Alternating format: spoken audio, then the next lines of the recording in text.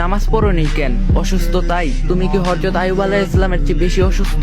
তুমি নামাজ পড়োনি কেন? দায়িত্ব কর্মভার থাকার কারণে? তোমার কি হযরত সুলাইমান আলাইহিস সালামের চেয়ে বেশি বড় রাজত্ব নাকি, যে দায়িত্ব সামলাতে গিয়ে নামাজ পড়তে পারেনি? তুমি নামাজ পড়োনি কেন? স্বামীর অত্যাচারের কারণে? তোমার স্বামী কি বিবি আসিয়ার স্বামীর ফেরাউনের চেয়ে বেশি অত্যাচারী? তুমি নামাজ পড়োনি কেন? সংসারিক কাজকর্ম কারণে? তুমি কি মা ফাতেমার চেয়ে বেশি সংসারী?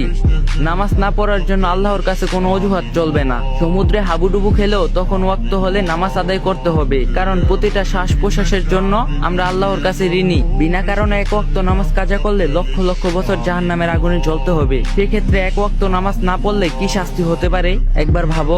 দুনিয়ার আগুনের চেয়ে 70 গুণ জাহান্নামের আগুনের থেকে যদি বাঁচতে চাও, নামাজ কখনো অবহেলা করো না। আল্লাহ তাআলা আমাদের সবাইকে নিয়মিত 5 ওয়াক্ত নামাজ পড়ার তৌফিক দান করুক, আমিন। যদি ভিডিওটা ভালো লাগে একটা লাইক দেওয়া যাবেন আর কপি লিংক আর শেয়ার করে দিবেন।